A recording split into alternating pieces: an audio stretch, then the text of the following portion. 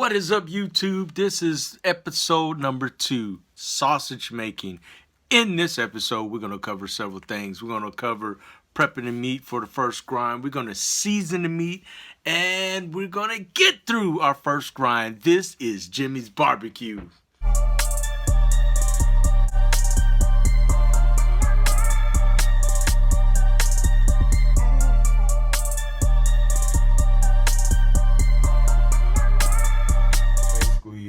Kielbasa is just another word for sausage. So this is a Polish style, and this is blend number 106. Also picked up a package of curing salt. This is approximately 1 ounce. This 1 ounce will cure 25 pounds of meat, which is what you see right here. I was going to use collagen casings, but when I got my funnels for my sausage stuffing, the funnel is a lot bigger than the actual diameter of the casing. I'm gonna open this casing because they have a good shelf life as long as you keep them sealed. So I did the next best thing. Went to my local butcher, got some natural hog casings. The reason why I went with the collagen ones, I thought they would be a little bit more forgiving with the stuffing part, but from my, checking out other videos, I think the natural hog casings are going to be a lot more forgiving than the collagen. We'll see. I'm going to try both, but not on this initial try here. But I'm going to keep it simple. It's 25 pounds of meat already weighed out. I'm going to get this cut up, and we're going to get the seasoning and the curing salt mixed up, and then we'll get it all mixed into the meat, and let the meat go overnight, and then the next step would be running it through the meat grinder. All right, YouTube, before we go any further, I want to take this moment because I want you to be successful the first time out. I almost forgot to tell you how and where to get the items you need to prep your meat. When I say that, I'm talking about the seasonings and the curing salt. Now, I bought mine from a local retailer, went in, told him, hey, this is what I want to do, and he sold me everything I needed. The casings, the curing salt, and the recipe that I purchased. I told him I just wanted to do a basic homemade smoked sausage, and they sold me Legs Plantation blend number 106. Now, you can go on Amazon and buy that same blend on Amazon. I think it's $6. Another place you could acquire the items you need for homemade sausage making is also your local butcher shop, as well as your outdoors place such as Gander Mountain, Cabela's, Bass Pro Shop. Establishments of that nature have a special section with everything you need to do homemade sausage, meat sticks, beef jerky, all that. Now you know. And I want you guys to really, I'm trying to take the analysis paralysis out of this operation. I pondered on this for a good year. Oh, actually longer, because I told you I bought that meat grinder. I had that thing for a long time. It was just some things I had questions about, and I just wasn't sure. And I didn't want to get into something that was over my head. So after watching this video series, you're going to be well equipped to go out and start and do your own homemade sausage. And I'm going to tell you, after you do your first batch, you're going to be hooked. I tell you, I can't wait to get on. I'm going to make me some meat sticks. I'm going to do some other recipes when it comes to the sausage flavor. Hey, I'm excited. I want you guys to be excited. Enough talk, Jim. Dang, you talk too much, man. We're going to get on and get this meat ready for the first grind. All right, YouTube, I had caught myself. I had started cutting this stuff up, realized the camera wasn't on. So basically, I wanted to show you the sizes that I was trying to maintain while I was cutting up the meat. Primarily, I'm cutting it to a size to where it would fit down the feed tube of the grinder. The meat is partially thawed, partially frozen. It makes it a lot easier to cut up. Now, the reason why I'm cutting it up in uniform chunks is that way when I go to season it, I can easily distribute the seasoning throughout the meat. Now, you're going to see other videos where people have they add the seasoning after the first grind. Now, I watched a ton of videos, and it made more sense to do it before the first grind because it's easier to move the meat around. It's going to be a lot tougher to distribute the seasoning and the curing salt through ground meat. It's going to be a lot more work. It's a lot easier to move the chunks around.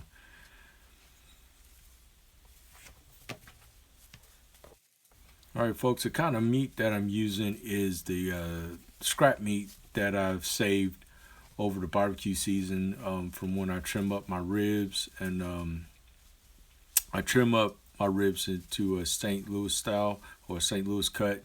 And I don't like wasting things or wasting food. So I saved it and I said this will make great sausage. And that's what this is. Now, if you don't have anything like this, the best thing to use is pork butt because the fat to meat ratio is pretty much ideal to where you want. You want to look for a 70-30. Now I did have some fat that I saved from my brisket trimmings just in case I needed some extra fat. If you don't have anything like that, you can acquire that from your butcher. You need some fat. You can either use fat back or you can use brisket fat, which is ideal. Now right here I'm showing, because I thought the camera was on, it wasn't. I poured the leg seasoning into a bowl, a mixing bowl. That's the curing salt. Pour that in there, and then I took a whisk and mixed it up real good. I know it don't look like a lot because I've already poured like 2/3 of that mixture into the meat already, and I just happened to catch it before I did the final. And basically what I did was pour a portion of it on there, and this is the mixing that I did. Pull from the bottom, push down. Pull from the bottom and push down. And basically you're just rolling the meat around. This is 25 pounds of meat. It's quite a bit. That tub, I acquired that from Gordon's Food Service. That's one of the tubs that you can use, that most restaurants use for busting tables or whatever. But it makes great container for doing this type of work here. It beats having 3 or 4 bowls on the counter trying to work through the meat. This one container made it nice. And that's basically how I did the seasoning, just like that. But that was the 3rd time, and I'm glad I was able to catch it so you guys can see what I did here. And it makes more sense to season your meat when it's cut up like this versus trying to mix it through ground meat. A lot more work. Right here you're going to see that I'm thinking something's missing. So I grabbed something I thought was missing. Garlic. Can't go wrong with the garlic. Typically the measurements of the seasonings is weighed out. This one I eyeballed. It's 25 pounds of meat. I've been doing this quite a while, so gave my best guesstimate. Got that mixed in, and we're pretty much ready to get it for it to go into the fridge overnight. Took and covered it with some plastic wrap here to give it a protective barrier. And then the final layer is going to be a piece of foil. I'm going to get it in the fridge. I highly recommend this if you have high traffic in your fridge. I got a fridge in my garage. This is where this is going, and there's also drinks and stuff out in that garage, so people are always going out there getting stuff, and I don't want nothing to accidentally get into the food. All right, YouTube, we're at the point where we're going to grind our meat. Now, if you're using the white plastic KitchenAid food grinder attachment, it comes with 2 grinding plates. We want the one with the bigger holes. And if you have the other kit that I've showed that has the metal body, it comes with 4 grinding plates. It's the same. You want the one with the bigger holes. So you want the coarse grinding plate, and you want the 4-bladed knife. This is the KitchenAid one, the one that comes with the kitchen hood kit. I have a link in the description where you can acquire that. I paid, it was under 30 bucks on Amazon. So this is what you need for your food grinding attachment. Coarse 4-bladed knife. And let's grind some meat. I'm going to take the knife. I'm going to lubricate each of the blades here. You can see what I'm doing. This is canola oil. That way it's not metal on metal.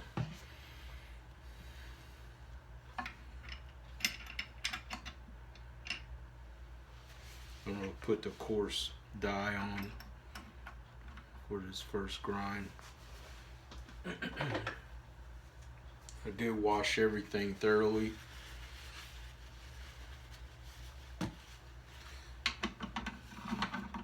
And this should be hand tightened, even though it has a tool you can put on there, but it's not recommended to crank that thing down with your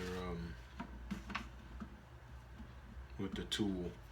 And that could be another reason why people have found metal shavings in their food from over tightening this right here. It should be hand tightened. So we'll get that going. Just got the meat out of the fridge. I'm gonna give it a toss, work it around some more, and we'll get to grinding.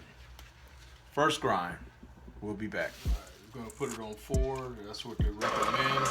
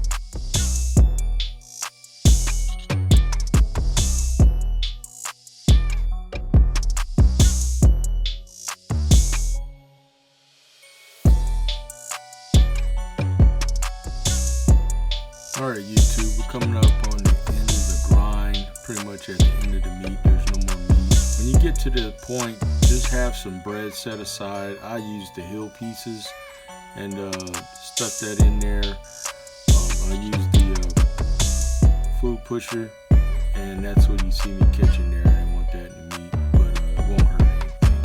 But yeah, just use some bread to get the rest of the meat out. Alright folks, I'm going to bring you in so you can see what this looks like. It looks really, really good. Almost to the point I don't know if I want to run it through a second time. I'm going to put it in the freezer for about 20 minutes. And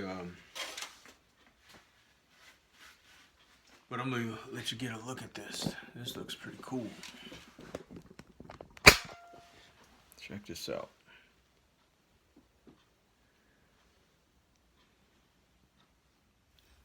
Alright YouTube, we did it. We got through the first grind. Now, you heard me say I was going to put it in the freezer, let it go for another 20, sit for 20 minutes.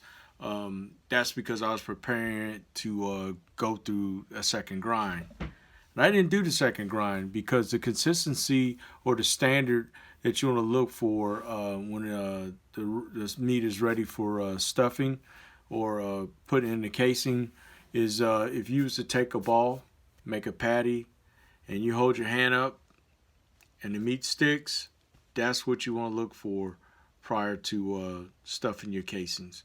And that's what I had with the first grind.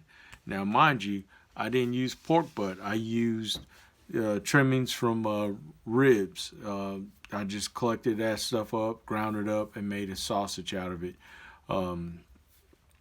And that can explain why I had that type of result from the first grind.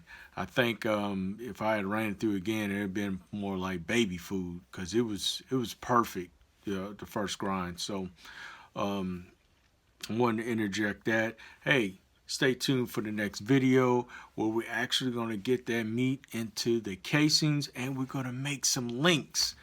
And I'm also going to smoke some of them, so you don't want to miss that. And we look forward to seeing you in the next video. We want to wish you much success on your next cook. Be sure to tune into the next video where we're firing up the Brunswick, aka Big Tasty. And we thank you for taking the time for checking us out. Hey, fellow pitmasters, let's keep them burning.